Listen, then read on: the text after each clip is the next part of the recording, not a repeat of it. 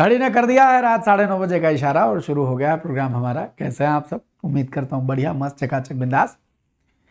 शुरुआत से हिंदी इस श्रृंखला के अंतर्गत हमारा मन था कि आरो यारो के अंतर्गत हम आपसे बीच बीच में पूर्व परीक्षा प्रश्नों की चर्चा करते रहे। सबसे पहले इस श्रृंखला में हमने आपको 2023 वाला जो पेपर हुआ है वो डिस्कस किया था और उस डिस्कशन के बाद ये 2016 का बड़ा बेहतरीन पेपर आया था। हमारा मन है कि इसको भी हम विशद व्याख्यायित करें आपके लिए। याद रखें, परीक्षा इसलिए क्वेश्चन आंसर इसलिए नहीं करने होते हैं। मुझे मालूम है कि आप ये रट चुके हैं, आपने इतनी बार लगाया कि आपको रटा हुआ है, लेकिन आप जब परीक्षा के हूबहू प्रश्न करते हैं तो आप एग्जामिनर की मनस्थिति समझते हैं। आप ये समझते हैं कि प्रश्न बनाने वाला किस विचारणा से सवाल बना रहा है और उसके माध्यम से आप तमाम एक्सप्लोर करते हैं चीज़ों को। तो आइए आज 2016 का बेहतरीन पेपर हम करेंगे। हमें मालूम है उत्तर तो आप खटाखट दे लेंगे, लेकिन इसके संग जो व्याख्या निकलेगी, जो बहुत सारे नए सवाल बनवाएगी, वो आज आप हमारे संग संग देखते चलेंगे। आप जानते हैं कि सवाल मायने नहीं रखता, उत्तर देना मायने नहीं रखता, मायने रखता है उस प्रश्न से निकलने वाली व्याख्याएं। तो व्याख्याएं आपको मिलेंगी बेहतरीन। पहला सवाल आपके सम्मुख है, भौतिक का विलोम क्या होगा?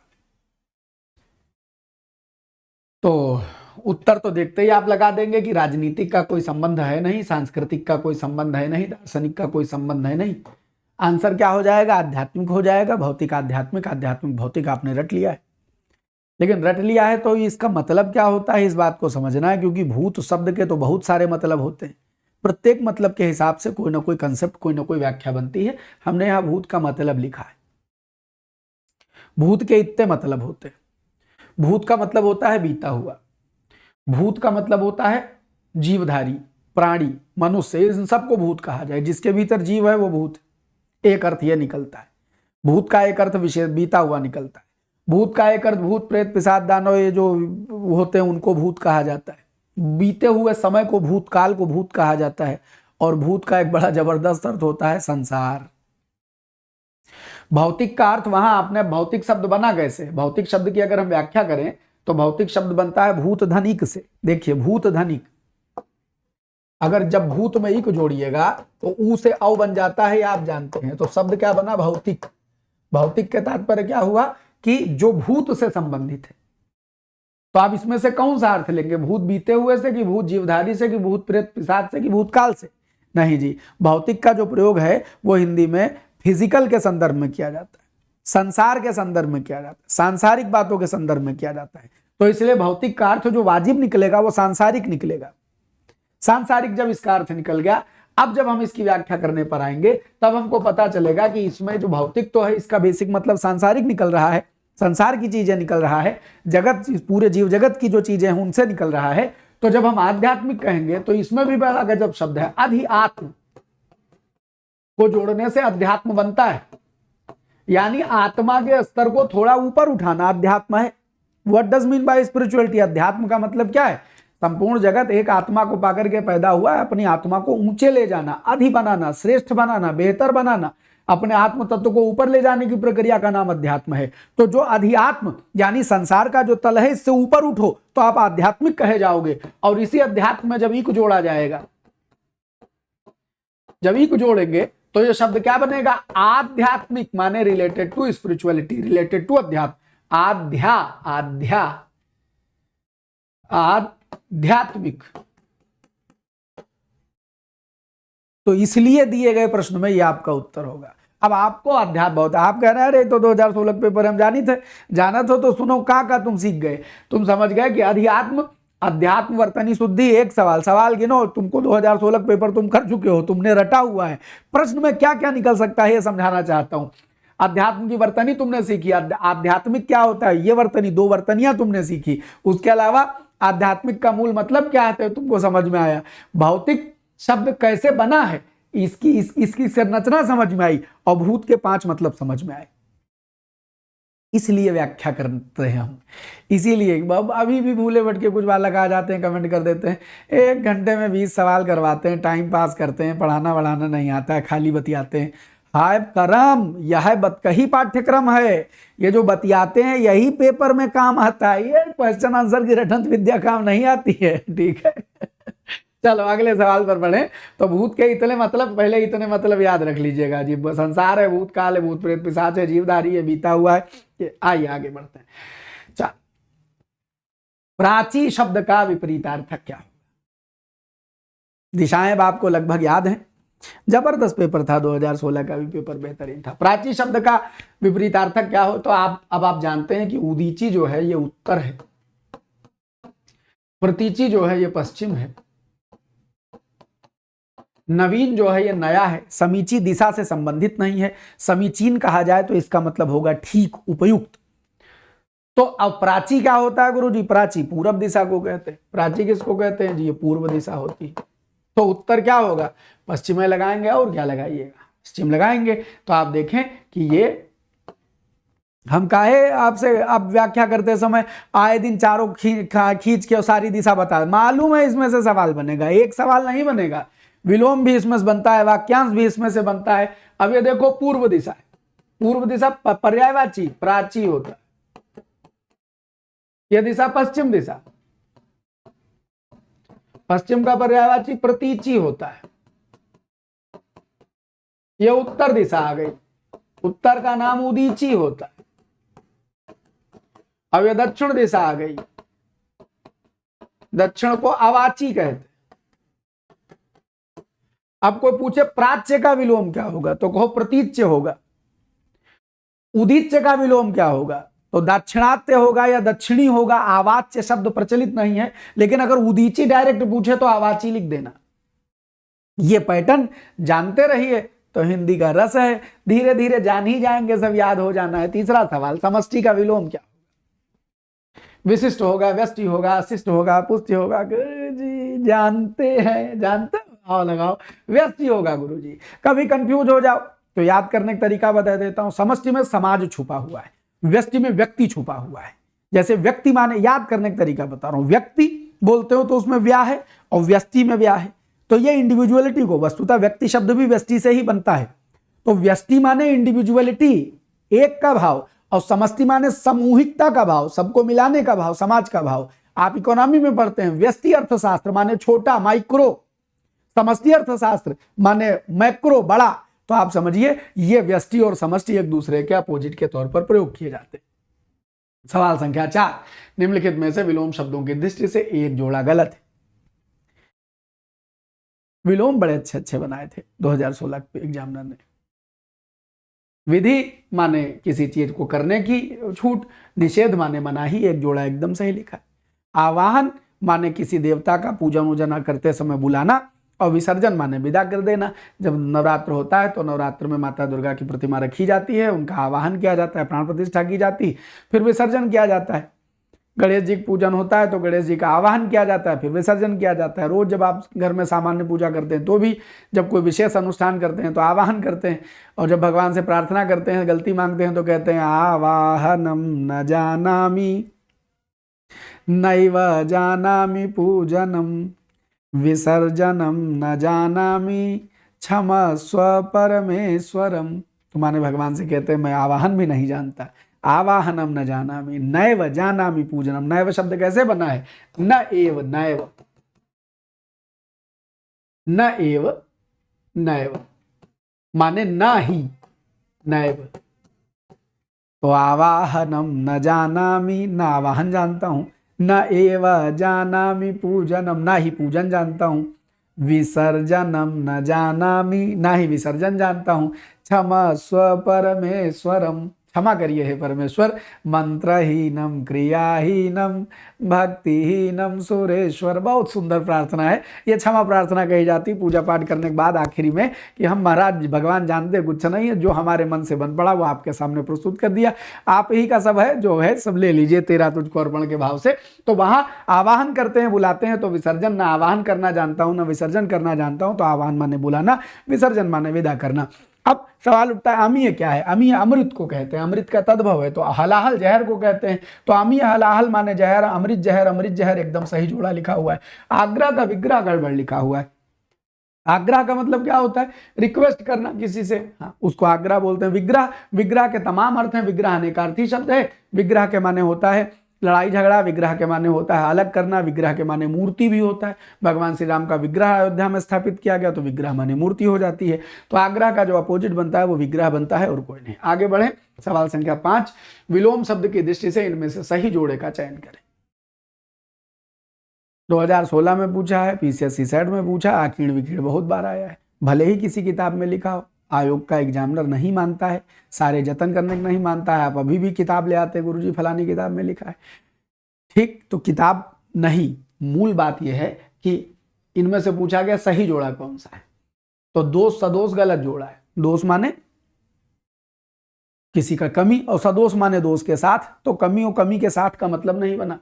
आदृत निरादृत, यही सबसे बेस्ट जोड़ा है। आदृत माने आदर दिया हुआ, निरादृत माने जिसको आदर ना दिया गया। ईप्सित माने इच्छा किया हुआ, ईप्सा माने क्या होती है, इच्छा। ईप्सित माने इच्छित। अब उसके आगे गुरुजी अभी लगा दिया, तो अभी ईप्सित माने विशेष रूप से इच्छा किया हुआ।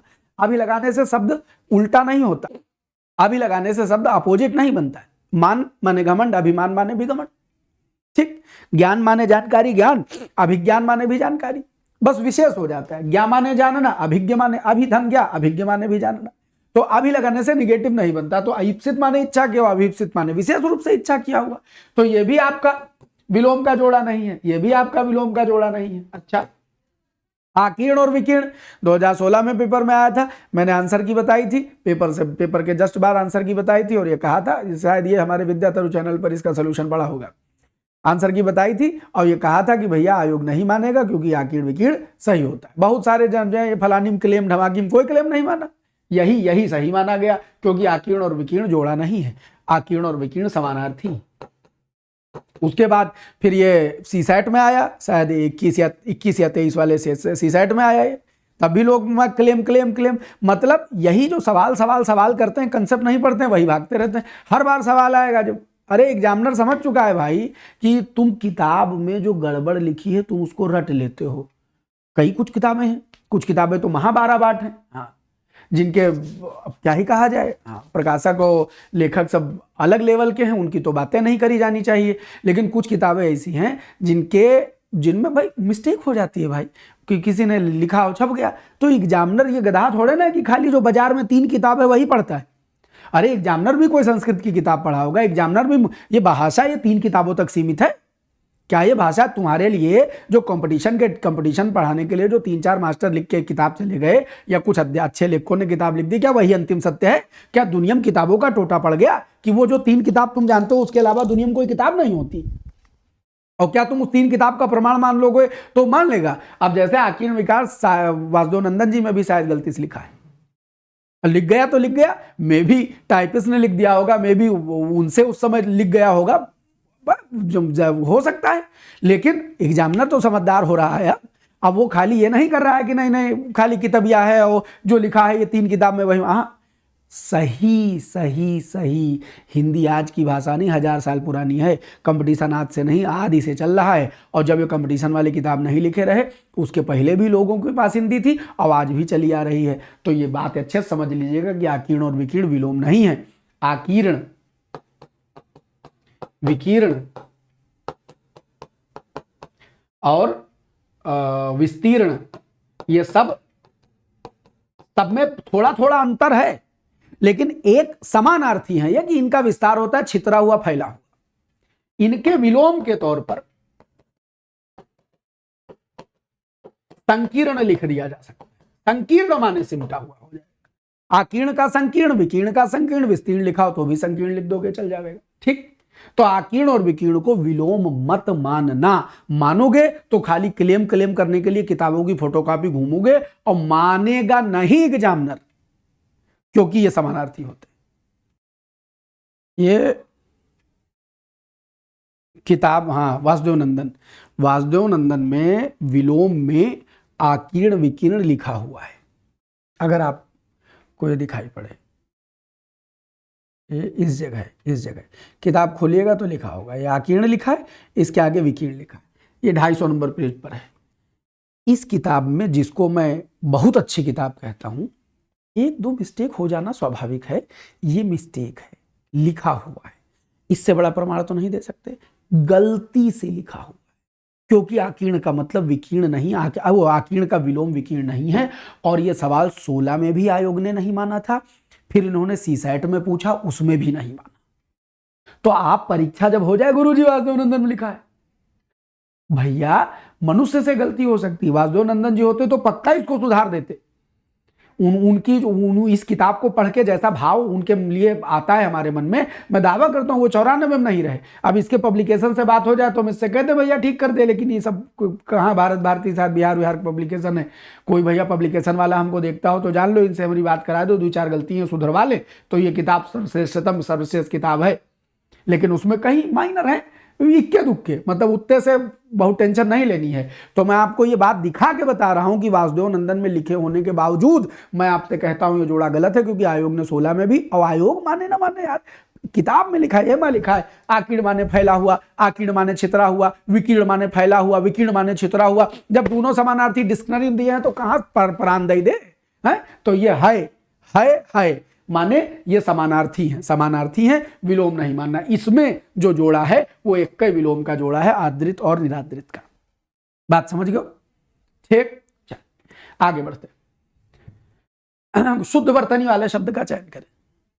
बहुत बढ़िया सवाल है, बहुत जने गलत करके आए रहे, और अगर आप उत्तर बताने में हमको याद 16 में बता रहे थे तो हम निशान कुछ और लगा गए रहे। फिर बाद में समझ में आया तो हमने तुरंत आके उसको सुधारा। हमने कहा यार नहीं फ्लो में लग गया हमसे, इतनी प्रचलित ये गलती है, इतनी प्रचलित ये गलती है। बताइए शुद्ध वर्तनी वाला शब्द कौन सा है भैया? दैदीपमान और देदीपमान का तो कोई मतलब है नहीं। सही शब्द क्या है? अच्छा, इसीलिए मैं प्रीवियस ईयर पेपर श्रृंखला ला रहा हूं बीच बीच में, ताकि मैं आपको सप्रमाण वो बातें बता सकूं जिन पर कोई विवाद या बहस हो चुका है, ताकि आप उस विवाद और बहस में न पड़े। वरना हर दूसरे चौथे दिन घटना चक्र पढ़े रहे, गुरु जी इसमें तो ये लिखा है, इसका उत्तर मान लिया, लिखा होंगे यार। वो ईरानी घोड़े में जाने क्या का मैदान को विशेष बना रहे हैं, उनसे उनकी न मानना वो गलत बता रहे हैं। हमने जो 2023 वाली व्याख्या की है 11 फरवरी वाले पेपर की, वो व्याख्या देख लेना, वही मानना, एग्जामिनर वही मानेगा, आयोग वही मानेगा। तो इसमें ये तो दो मानोगे नहीं, तो कहाँ लगा रहे हो? ए सुनो, ए गलत है, दैदीप्यमान नहीं होता है। सही शब्द है देदीप्यमान, सही शब्द है देदीप्यमान, कोई दैदीप्यमान नहीं होता है।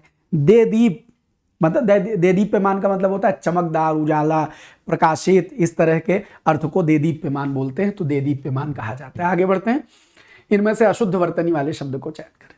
गलत है, ये तो वाली वर्तनी एकदम दिख रहे गुरु जी, एकदम दौड़ा के बता देंगे। कौतूहल भी सही है, कुतूहल भी सही होता है, अनधिकार एकदम सही लिखा है, निरपेक्ष एकदम सही लिखा है, पौराणिक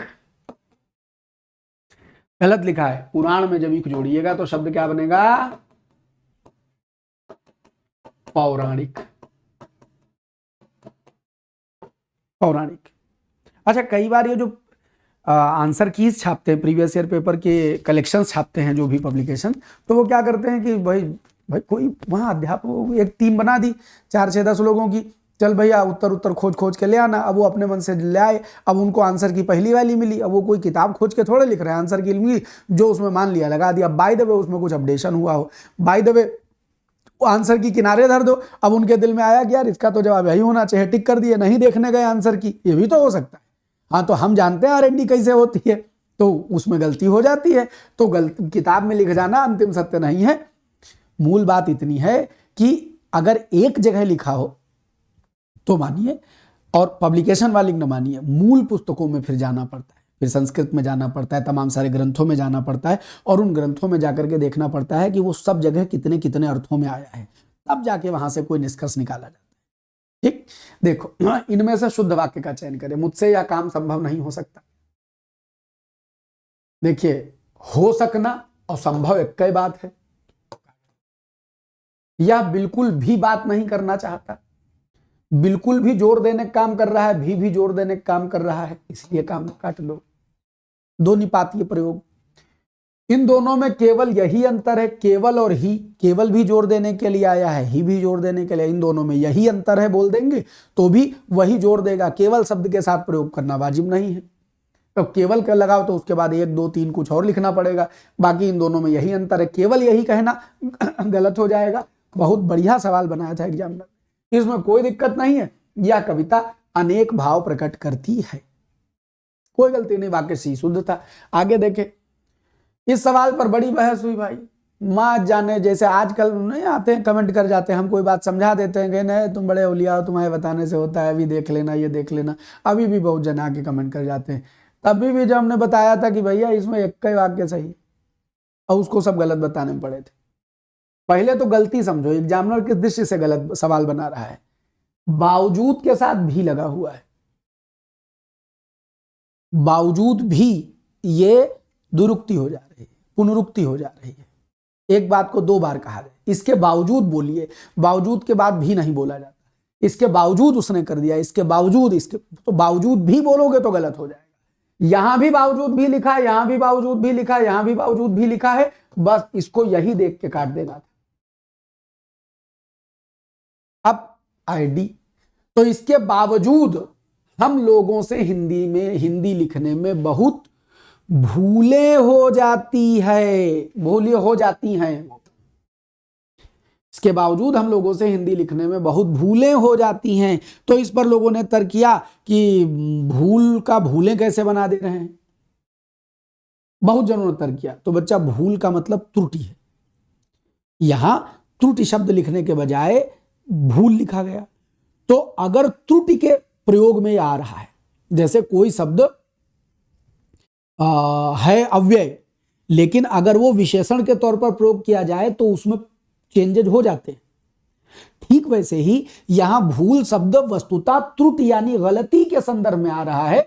तो जब त्रुटि का त्रुटियां, गलती का गलतियां, तो यहां भूल का भूलें चलेगा, इसीलिए ये वाक्य सही था। बहुत सारे लोगों ने इस पर क्लेम फ्लेम किया था, लेकिन इसमें कोनो क्लेम नहीं माना गया था। बात समझ गए? आ जाए तो यही वाला लगा देना, क्योंकि आयोग ने माना और सही भी है। बावजूद भी, अच्छा बाय द वे हम कह रहे हैं कि जी भूले के बजाय त्रुटियां कहिए तो ज्यादा अच्छा लगेगा, आई एक्सेप्ट, लेकिन बावजूद भी तुमको बड़ी बड़ी आंखें खोल के नहीं दिखाई पड़ रहा है कि ये गलत है। इतनी बड़ी गलती देख के तुम बहस करोगे तो फिर छात्र नहीं कहे जाओगे, छात्र नहीं कहे जाओगे, तो तुम भाषा विज्ञानी कहे जाओगे। बात समझ गए? हाँ, तो भाषा विज्ञानी न बनना। वैसे भाषा वैज्ञानिक ज्यादा अच्छा है, विज्ञानी भी कहा जा सकता है, ऐसा नहीं, लेकिन जब भाषा वैज्ञानिक चल रहा है तो जबरदस्ती थोड़े ना विज्ञानी बनाना है, तंत्र का तंत्री थोड़े ना बनाना है। तो इसलिए याद रखिए कि इसके बावजूद हम लोगों से हिंदी लिखने में बहुत भूलें हो जाती है, सही हो जाएगा। आइए आगे, अशुद्ध वाक्य का चयन कीजिए। जो बड़ी गलती हो, हमेशा उत्तर प्रश्न के अकॉर्डिंग समझें कि जो सबसे गलत हो उसको चुने, जो सबसे सही हो उसको चुने, यानी जो प्रश्न पूछे उसके अनुसार उत्तर दें। जैसे कि वर्तमान के बगल में मौजूदा, ये बड़ी सी गलती लिखी हुई है, इतनी बड़ी गलती लिखी हुई है कि आपको बड़ी बड़ी आंखों से दिखाई देनी चाहिए, कोई दुविधा नहीं करनी चाहिए, लगा दीजिए कि वर्तमान के साथ मौजूदा का प्रयोग गलत है, यही वाक्य। पुलिस द्वारा डाकुओं का पीछा किया गया, मैं पुस्तकालय में नित्य समय पर पहुंचता हूं, तुम चिंता न करो, मैं कोई रास्ता निकाल लूंगा। अब जब पेपर दे रहे हो, यह सवाल मैं परीक्षा की दृष्टि से डिस्कस कर रहा हूं, अब तुम पेपर दे रहे हो और वहां पहुंच करके एक बड़ी सी गलती तुमको दिखाई पड़ रही है, अब तुम उस बड़ी को छोड़ करके और इसमें तो कोई गलती नहीं, इसमें भी ये भी तो हो सकता है, तब फिर आप एस्पिरेंट नहीं, फिर एस्पिरेंट वही है जो 4 में से बेस्ट आंसर निकाल ले। बाय द वे 2 गलत हो, एक में कम गलत हो, एक में ज्यादा गलत हो, तो ज्यादा गलती वाला और ज्यादा कम गलत कौन सिखाएगा? हम सिखाते हैं, रोज आइए 9:30 बजे, हम सिखाते हैं। आपको समझ में धीरे धीरे आ जाएगा कि जी इसके तुलना में इसको उत्तर लगा देना बेहतर होता। परंपरा से चली आ रही बात के लिए प्रयुक्त होने वाला शब्द कौन सा है? तो अगर आप खाली 4 ऑप्शन ध्यान से पढ़ लें तो सवाल गलत ना हो। देखो, अनुलोम तो सीधा के लिए होता है, इसका विलोम उल्टा होता है, ठीक। व्याज स्तुति क्या होती है? व्याज स्तुति होती है प्रत्यक्ष, यानी सामने तो लगे कि निंदा कर रहे हैं, सामने तो लगे कि निंदा कर रहे हैं, लेकिन वस्तुतः स्तुति हो रही हो। तो ऐसे समझ लो कि दिखाई कुछ पड़ रहा हो, इंटरेस्ट में स्तुति मिल रही हो, ब्याज समझ लो, एक ब्याज में स्तुति मिल रही हो, मतलब आप किसी को कह बुरा भला रहे हैं, लेकिन उस बुरा भला में क्या निकल रहा हो, तारीफें निकल रही हो। जैसे कई बार आप किसी की तारीफ करना चाहते हैं और इस तरह से करते हैं, या अपने बारे में कहें, अरे भाई हम कहाँ मतलब अपने बारे में कहेंगे तो वो आत्ममुग्धता हो जाएगी। किसी की तारीफ करनी है, अरे हाँ ये आ गए भाई साहब, देखिए इनको तो दिन भर सबकी सेवा ही करनी रहनी है, घर में कोई गंदगी पड़ी हो ये तुरंत झाड़ू उठा के लेके साफ करने चल जाते हैं, घर में कोई मेहमान आ जाए इनको एक पल फुर्सत नहीं है, तुरंत चले जाएंगे नाश्ता लेने, और इनको तो बैठने ना कहो, मम्मी अगर बर्तन धुल रही हैं तो मम्मियों के साथ चले जाते हैं, बर्तन धुलाने लग जाते हैं। जो टोन है वो देखने में लग रही है कि निंदा कर रहे हैं, लेकिन अल्टीमेटली तारीफ हो रही है, इस तरह की बात। और जब माताएं कमेंट मारती, आ गए लाड साहब, अभी आप आएंगे, कितना कोमल है हमारा बच्चा, सवेरे नहाने को ना कोई, इससे नहाएगा तो गल जाएगा, हाँ इसकी खाल छूट के उतर जाएगी, इतना कोमल है। तो इसका मतलब तुम्हारी मलिच्छाई बताई जा रही है। अब अम्मा एकदम माँ देख कमेंट, तो जब देखने में तारीफ लग रही हो और कमेंट मारा जा रहा हो तो उसको ब्याज निंदा कहते हैं।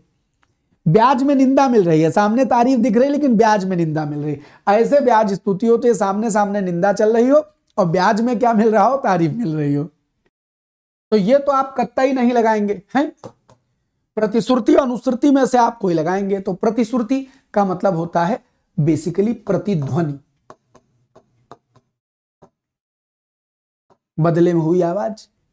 तो प्रतिध्वनि का एक अर्थ, मतलब इसके अनेकार्थक भाव में जब जाते हैं तो इसका मतलब सहमति भी होता है। आपने कोई बात कही, हमने उसके बदले ध्वनि करी हूं, तो सहमति भी उसी में आ जाता है। स्वीकारोक्ति का भी अर्थ निकलता है। तो हुआ तो ये भी नहीं।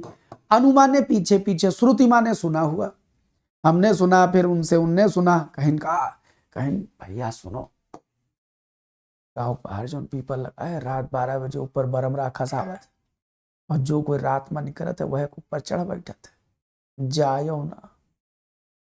तो बरम राकस हो गया। अब ये बरम राकस, हमने इनसे कहा, उनसे होगा सचिवालय, वो सचिव सीरीज आई थी, सचिव जी वाली, वो क्या थी, फुलेरा ग्राम पंचायत, कहीं जिसका पता लगाओ, तो पता लगाते लगाते लगता है कि यार बतिया तो कुछ रही भी नहीं करे। आदमी सुनते सुनते सुनते सुनते सुनते सुनते सुनते इनसे इनसे इनसे इनसे ये चल जाता है। तो खैर ये तो नकारात्मक भाव है, इसको दंत कथाएं कहा जाता है, कपोल कल्पनाएं कहा जाता है। लेकिन अनुश्रुति का भाव होता है सुना हुआ, कि हमने सुन रखा है। अब जैसे कि जी बृहस्पति को नाखून नहीं काटते हैं जी, बाल नहीं धुलते हैं, रात में नाखून नहीं काटते, इस तरह की जो बातें हैं, सुनी हुई बातें। अनुश्रुति परंपरा से जो प्राप्त है, जो परंपरा से चली आ रही बात है, उसको अनुश्रुति बोलते हैं। ठीक है, आइए आगे बढ़ते हैं। जिसके पास कुछ न हो, किंचित माने क्या होता है, किंचित माने होता है कुछ, किंचित तत्सम है और इसका तद्भव होता है कुछ, किंचित तत्सम है, इसका तद्भव होता है कुछ।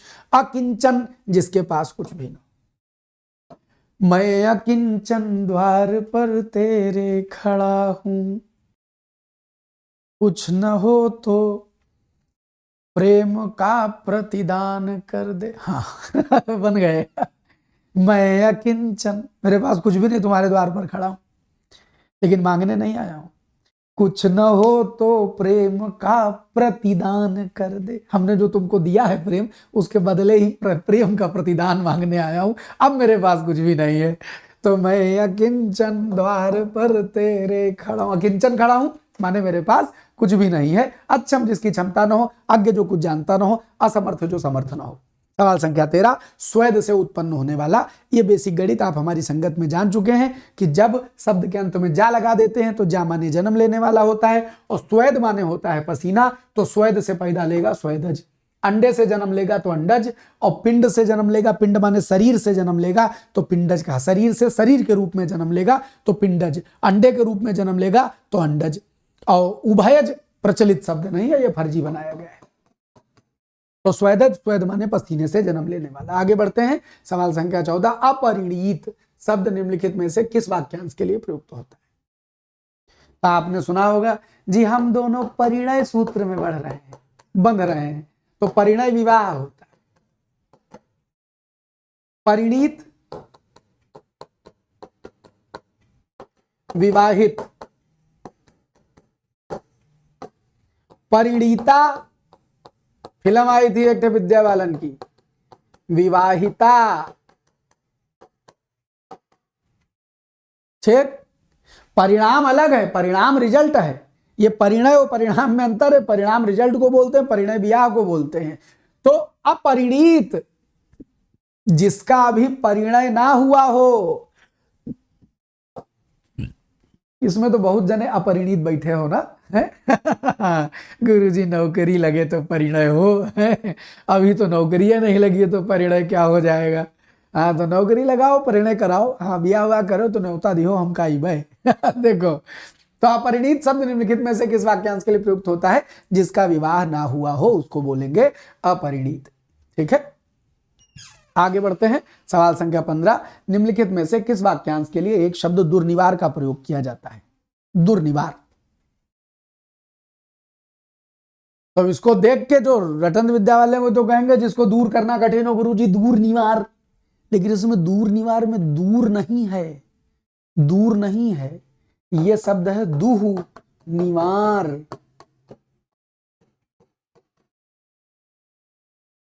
अर्थ है जिसका निवारण करना कठिन हो, जिसका हटाना कठिन हो। वो तो संयोग है कि निवारण का अर्थ दूर करना भी निकल रहा है, तो एग्जामिनर खेल के जिसे दूर करना कठिन, दूर निवार, तो दूर निवार नहीं है, ये दूर कर दो। निवारण माने हटाना या दूर करना, और दुह माने कठिन, जिसको हटाना कठिन हो, जिसको दूर करना कठिन हो, जिसका निवारण करना कठिन हो, उसको दुर्निवार कहेंगे। जिस पर वार करना कठिन हो, देख पाना कठिन हो, जीत पाना कठिन हो, जीत ना पाया जा सके, जीत पाना कठिन हो, तो आप दुर्जेय बोल देंगे। जिसे देख पाना कठिन हो, दुर्दृश्य कोई होता ही नहीं, या तो दिखाई पड़े या ना दिखाई पड़े, अदृश्य ही बोले तो बेहतर रहेगा। जिस पर वार करना कठिन हो,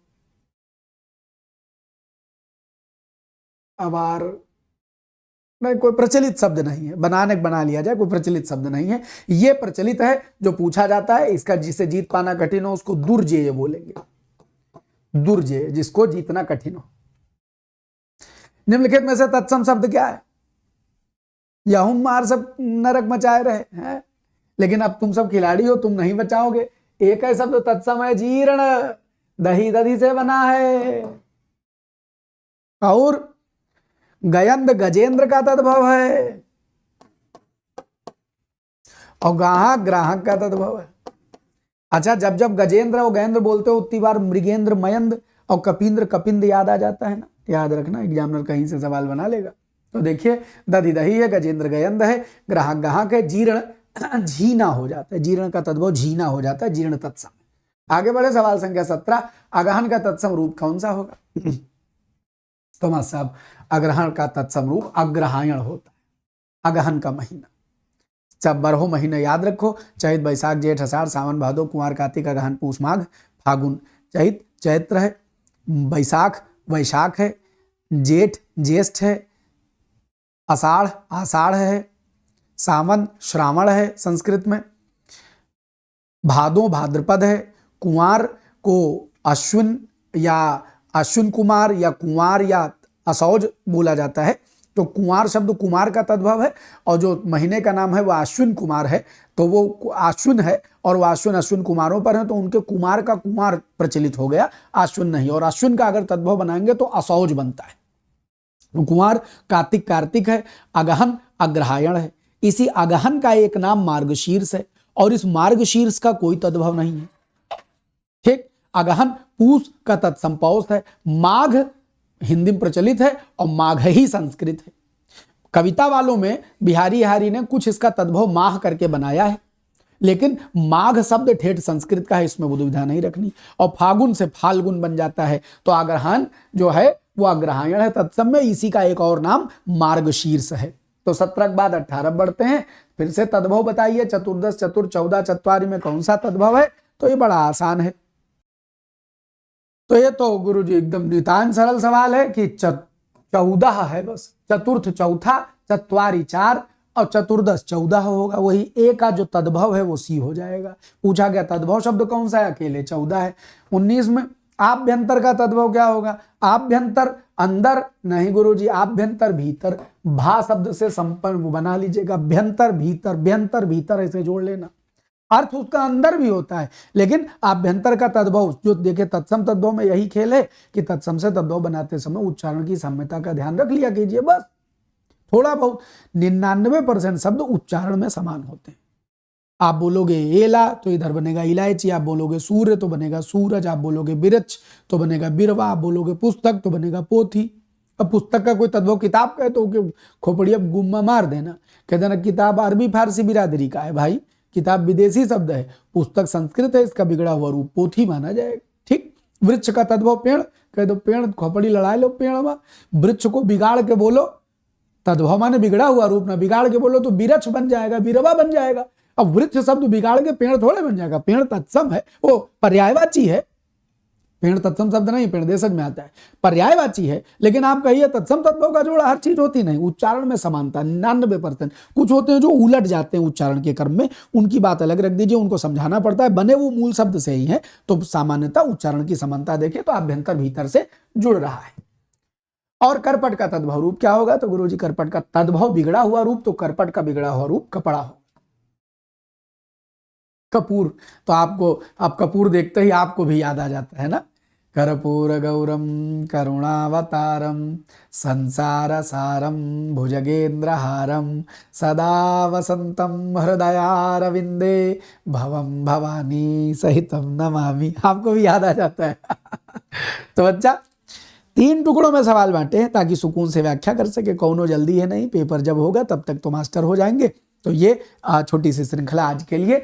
और आपके मन में आवे गुरुजी आपसे थ्योरी पढ़नी है तो Hindi Bhaskar by Amarnath Google Play Store पर हमारा एप्लीकेशन है, डाउनलोड कर लीजिए। यहाँ पर एक सचिवालय बैच है जिसको हम दक्षिणा बैच कहते हैं, 501 का है, इंटरनेट चार्ज लगा के 25 का शायद पड़ता है, वो जब जो स्टूडेंट बताए। तो आप ये एप्लीकेशन पर बैच ले लीजिए, इसमें 64 वीडियो हैं, मैंने पूरी थ्योरी पढ़ाई है, 7 वीडियो क्वेश्चन आंसर के जो घटना चक्र आदि सोल्यूशन है वो मैंने पूरे डाल दिए हैं, 1.5 2 घंटे के वीडियो।